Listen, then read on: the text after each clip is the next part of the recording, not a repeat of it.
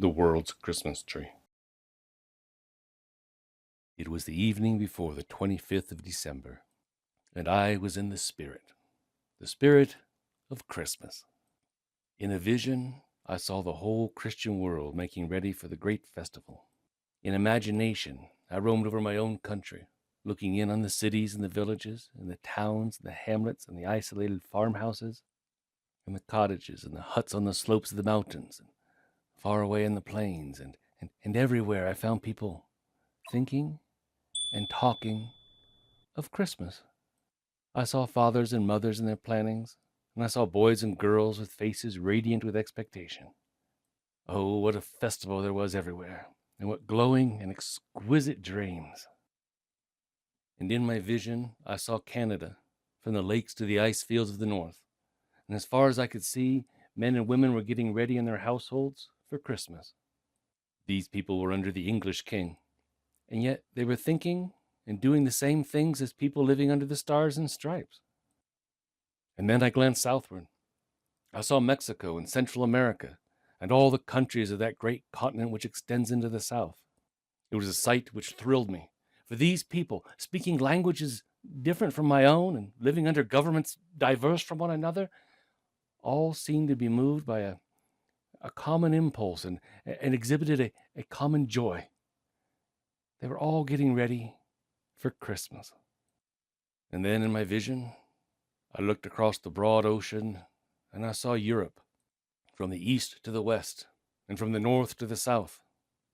Silently, I visited all the great capitals, and then I went into squalid villages and obscure towns, and wherever I traveled, I heard the same bustle of preparation. I saw the same light in men's eyes. There was a diversity of languages, most of which I could not understand, but my heart shared in that gladness, and my soul understood the music. And in my vision, I visited all the continents, and I know not how many islands of the sea. And in every home to which the name of Jesus had been carried, I found everybody planning and getting ready for Christmas. It awed and well nigh overwhelmed me to see so many millions of human beings differing in racial features, language, custom, tradition, costume, ambition, all united in the common work of preparation, and all alike in having a light upon their forehead and a joy of expectation in their hearts. I paused now in my travels, just long enough to see what these multitudes were all doing. And to my delight, I found all of them doing the same thing. They were all preparing gifts. They were going to give something on the morrow. Parents were tying up precious things in mysterious-looking packages and bundles, and brothers were perfecting plans to surprise their sisters, and sisters were putting the last stitch in the lovely things to give their brothers. Husbands were putting away treasures which on the morrow were to be handed to their wives, and wives were guarding secrets which would not be disclosed until the morning came. Relatives and friends were thinking of one another, and each one had a gift to be presented on the morrow. Rich men were hoarding costly presents which would be distributed before tomorrow's noon, and poor men likewise had gotten together what they could in order to increase tomorrow's sum of joy. Aged men and women with silver hair and furrowed cheek looked young again in the light of that Christmas Eve, and the musical laughter and mysterious whisperings of little children were to my ears as sweet as the music which the shepherds heard on the night in which the unspeakable gift was given. Oh, it is a sublime spectacle, a world getting ready for Christmas. In my curiosity, I approached the Christmas trees, with their spangles and festoons of decorations, and in the light of the flickering tapers, I read carefully the names written on the labels. In many a home I examined the contents of the stockings, and I know not how many tables weighted down with precious things passed under the scrutiny of my eye. But before I had gotten halfway round the world, a fear sprang up in my heart, which was increased by everything I saw.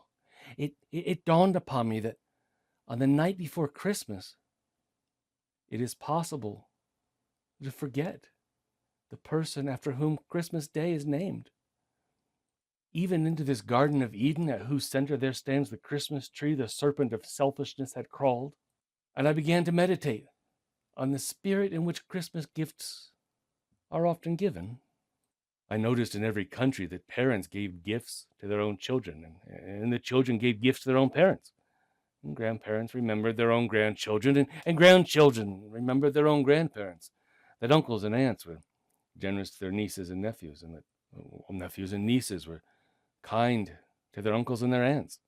That teachers gave presents to their pupils, and pupils gave presents to their teachers. That relatives gave favors to their relatives, and friends bestowed good things on their friends. In short, the human race had crystallized into a countless number of little circles, and from hand to hand, around each circle, the presents passed. Few circles having for their center Christ. I shall give something to you, and I wonder what I shall get from you. Yes, this was the unspoken thought in every country through which I passed. And while I pondered, I saw in my vision the human race rise up before me, the great, fallen, needy race of men. I had never seen humanity so clearly before. It stood before me now, tangible and concrete and real as a person. To me, in my vision, it was indeed a man, and that man's visage was marred. In his eyes there was a wistful look. He did not speak, but when he turned his face full upon me, I could imagine I heard him saying, "I am thinking of tomorrow. I am looking for Christmas." Shocked by the spectacle, I turned hurriedly around, and there, full before me, rose a Christmas tree. Oh, such a tree I had never looked upon before. It was more majestic in its proportions than any pine tree in the Andes or the Alps. This tree was fashioned out of time. The tree was Christmas Eve. Its boughs were hours, its twigs were minutes, its seconds were tiny offshoots, even the smallest of them strong enough to sustain a gift. At a glance, I saw that on this tree could be hung treasures sufficient to satisfy a world. Indeed, all nations could hang their offerings, and still there would be room. And while I was musing, a voice from above said to me, "This is the world's Christmas tree. What will you put on the tree for humanity? What gift will you give to humankind? What benefaction will you present to society?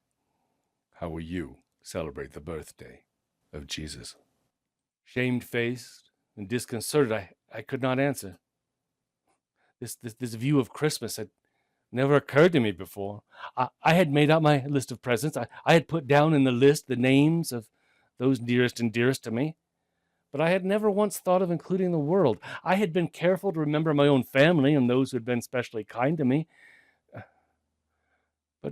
But as for humanity, it was not so much as once in any of my thoughts.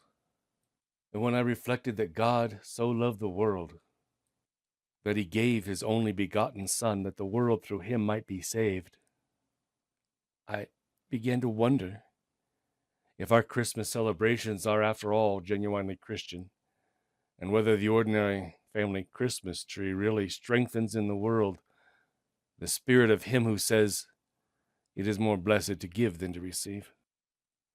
And now dawned upon me why I and so many of my friends are so seriously embarrassed and sometimes even distressed at Christmas time. The trouble is, we cannot give what we want to give. We want to give material things, and material things cost money. We make out our list of those to whom our good wishes must be expressed, and then we look into our purse only to discover that the list is long and the number of coins is small. We cannot give to all who have a claim upon us, and we cannot give the style of gift which satisfies our heart. And so the Christmas season becomes to some of us a period of tribulation. We look forward to it with dread and shrinking, and we get through it with a sigh of relief. The great shop windows browbeat us and bring us into a state of feverish humiliation.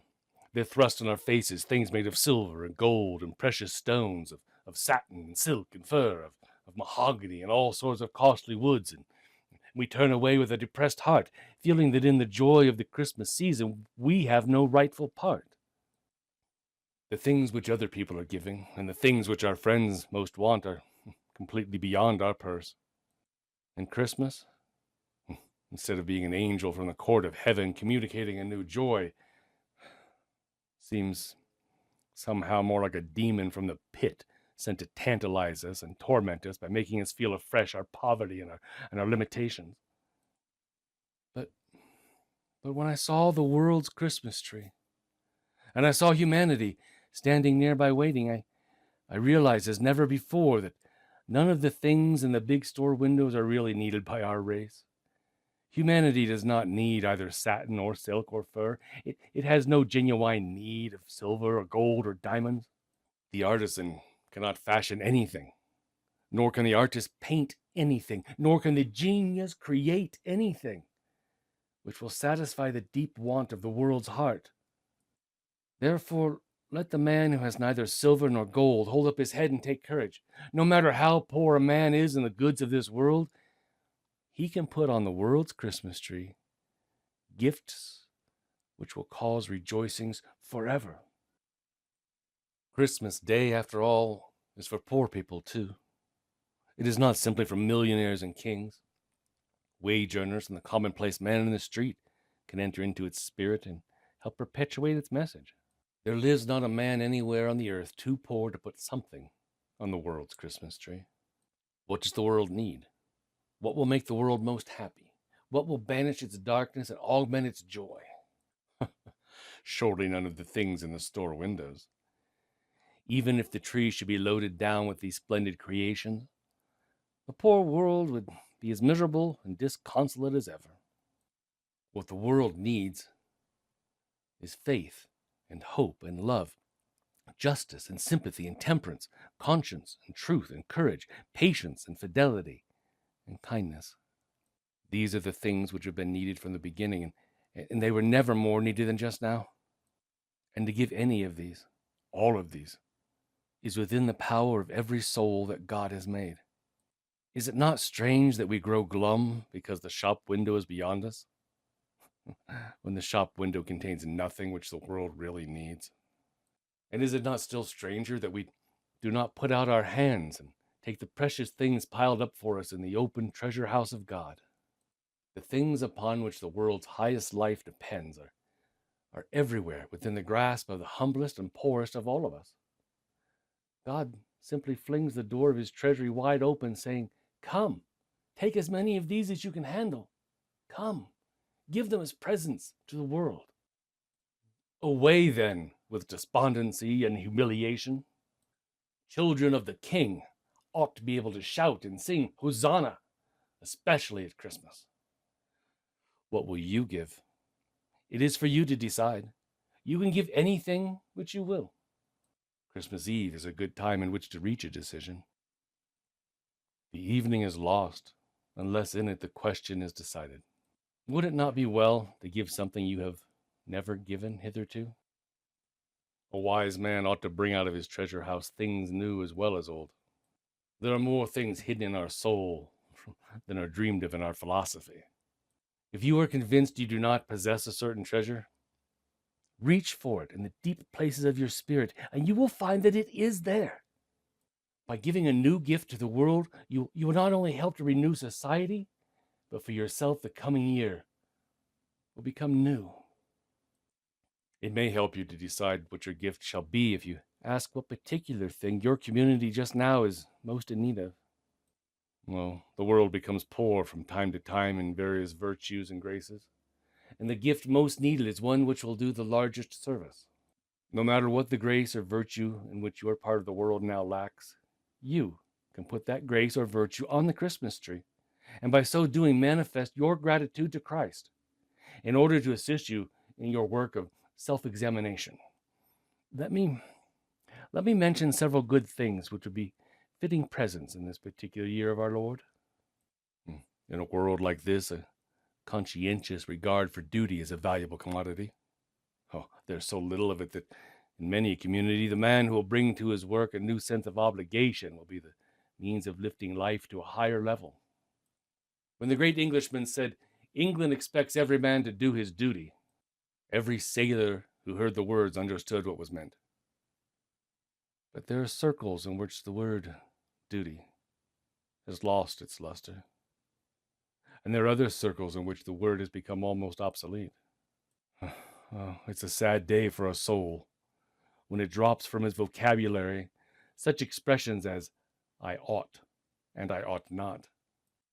Just a little conscientiousness introduced on Christmas would work a reformation in many a factory and many a store, many a home. Put it on the tree. A steadfast adherence to the truth is more valuable than rubies, and even scarcer. Well, we hear people talking now and then of white lies, just as though a lie could ever be of any color other than black. The talk of society is filled with fabrications and prevarications and equivocations, and I know not what other abominations and Latin names. We love to cover the edges of our misdoings by the soft velvet of imported words. David, in olden times, said in his haste that all men were liars. Yeah. But he would probably be tempted to say the same thing, even at his leisure, were he now living in many a community which has a conspicuous place on the Christian map. "Lie not to one another," thundered an apostle long ago. But his words do not seem to have reached a surprisingly large number of men and women to whom the New Testament is not altogether unknown. To lie is everywhere, and always disgraceful, a scandal and a shame, even though many respectable persons do not seem to know this. Falsehood is an evidence of weakness, and frequently of something even worse. Lying is not only wicked, but also uncomfortable. One cannot tell one lie without going on to tell another. Eden was spoiled in the first instance by the telling of a lie, and the seer who saw the vision of the city of God observed that no liars are permitted to enter its gates. The world has suffered every day of its existence, because mortals have been unwilling to utter the truth, and the golden age will never dawn until men cease to deceive. "I am the truth," said the man whose birth Christmas Day commemorates. Of all the lovely things which one may hang upon the Christmas tree, none, probably, is more acceptable to him than a fresh resolution to speak at all times and in all places and at all costs the unvarnished and unadulterated truth. Honesty is finer than fine gold. Oh, it is worth more than anything which money can buy. An honest man's the noblest work of God, so declared an English poet long ago. And the line is stuck like a burr in the memory of everybody, even of the rogues themselves. Oh, there are very few virtues so divine that we admire them even though we do not care to take the trouble to possess them. Yes, even a thief cringes when he is called a thief. No two words of human speech jar and jab the heart as thief and liar. Yet dishonesty is rampant even in the shadow of the steeples of Christian churches. Many a city rich in gold is poor in honesty. If a man can give to his town an honest heart, he is giving a treasure whose value is beyond computation. He is adding to the imperishable wealth of the world. The newspapers render a service to the community in bringing thieves to judgment. It is well that the defaulters and the grafters and the unprincipled financiers should be pictured and pilloried and made a byword and a hissing to all who pass by. One may even be tempted to judge the world too harshly by the exclusive reading of the papers and assent to Hamlet's cynical remark that to be honest as this world goes is to be one man picked out of 10,000. Against this temptation to deal in wholesale judgments, every man who loves justice must always be on his guard. The honest men do not get into the papers, and a world of honorable dealing is passed by every day unnoticed. But it is also true that the dishonesty in the world is appalling in its dimensions, and that every man who is interested in the progress of the race ought to set his face like flint against dishonesty in its every form. What better gift can one make, then, on Christmas, than a determination to keep free through the coming year from every sort of dishonesty in word and thought and deed? Such a determination is a gift to the world, for he serves all who dares be true. Or why not give the saving grace of a cheerful heart? The world is in dire need of sunshine. There are many burdens and many tears. Many souls, like so many chimneys, fill the air with smoke. A heavy mist hangs dark above the land. The air is filled with farewells of the dying and also lamentations of broken hearts over the bodies of the dead. A little laughter is a beam of sunshine, and a happy face is like a piece of blue sky seen between the rolling clouds of a storm. Oh, worry. Worry is one of the most fatal of all transgressions. It is a sin against not one organ of the body, but against the body as a whole. Worry is a demon whose pressure is felt upon the heart, and there is not a capillary in any gland or tissue which does not shrink under the glance of its gloomy eyes. A man who worries is slowly draining the springs of his own life. Though he not only stunts himself, but he makes it harder for others to grow and blossom.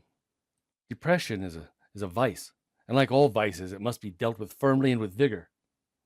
What is the effect of your presence in your home? Does your look fall like a sunbeam or a shadow across the breakfast table? Does your conversation lie like a strip of summer sky or a patch of midnight across the family life? Upon what subjects do you speak with largest freedom and keenest relish? Your aches and failures? Or the things which are beautiful and fine and high? Friend, for your own sake, and for the sake of others, you ought to bring your soul into a jubilant mood. All Christian virtues grow best under a sky filled with sun, and the man or woman who persists in being gloomy and sour and moody will have his home filled at last with weeds and brambles and briars. Yes, yes, an intention to be joyous would be a fine contribution to the Christmas tree. Why not make some new sacrifice for the Christian church? It may be that you have never made such a sacrifice in all your life. You have thus far held aloof from the church. You have criticized it. You have sometimes scoffed at it. Oh, you do not utterly forsake it, for you listen to its songs and sermons, but you have steadfastly refused to identify yourself with it. Perhaps this has been your attitude because of the church's many faults. You're not blind. You can see that professing Christians are far from perfect. You know church members who are hypocrites. You have chronicled many a defect of work and worship, and you can repeat a long list of crimson sins. But I would not do this on Christmas Eve. The spirit of criticism is not the spirit of Christmas. Christmas is a kind and charitable time, a loving, forgiving time, and even the Christian church ought to be thought of tenderly on the night before Christmas. I will not defend the church against any of the accusations which you bring against it. She is indeed a sinner.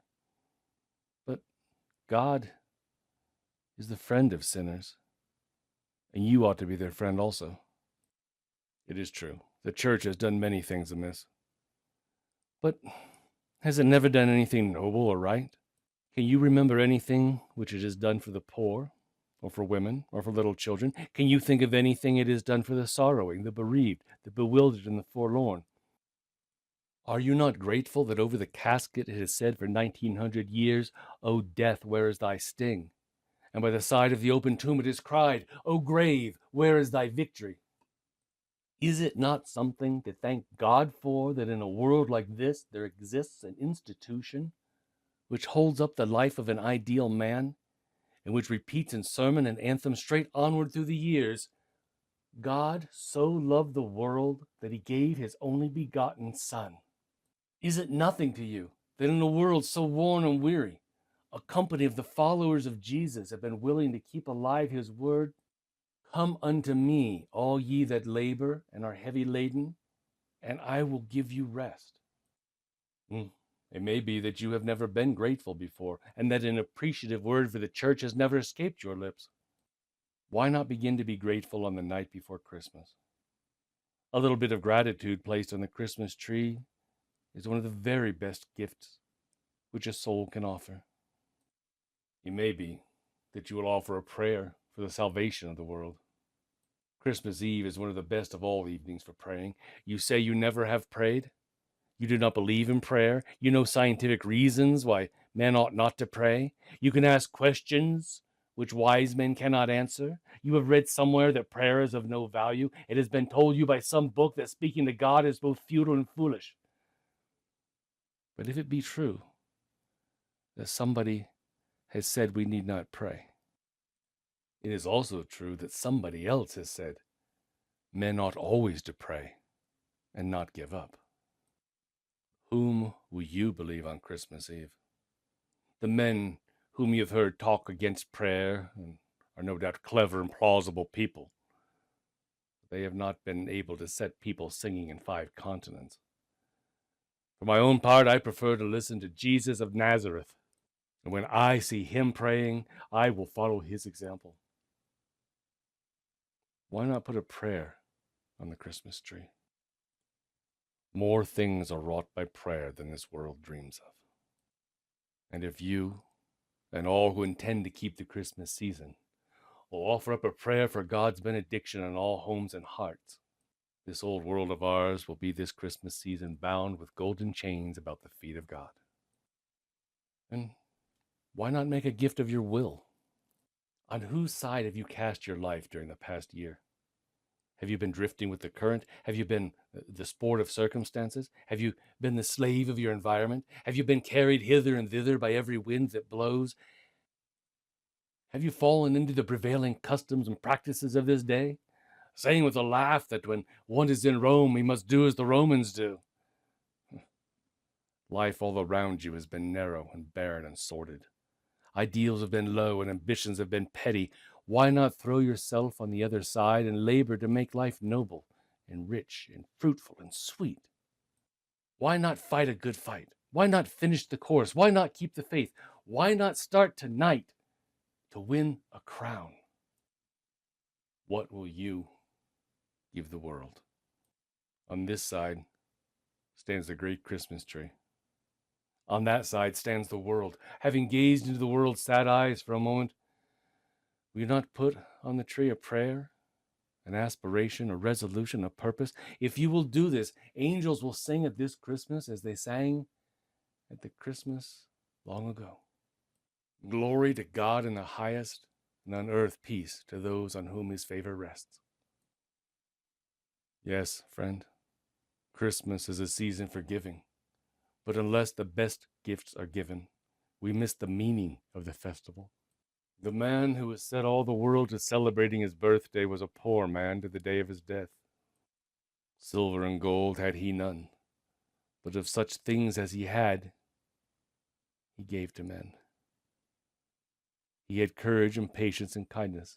He had purity and mercy and faith. He had joy and hope and love, and all these he gave freely to the world. Oh, he himself was a gift of God.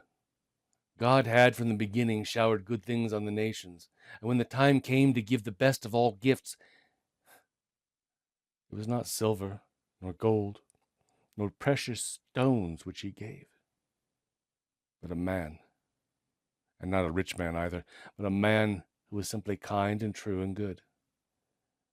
It would seem then that the very best gift which God himself can bestow is a man. It would seem also that the best gift which a man can give is not silver, nor gold, nor precious stones, but just the inspiration of a stainless mind and the boundless sympathy of a loving heart. Jesus gave himself, and therefore hath God highly exalted him, and given him a name which is above every name, and set men and women in every land to celebrating the day which commemorates his birth. What will you give the world this Christmas?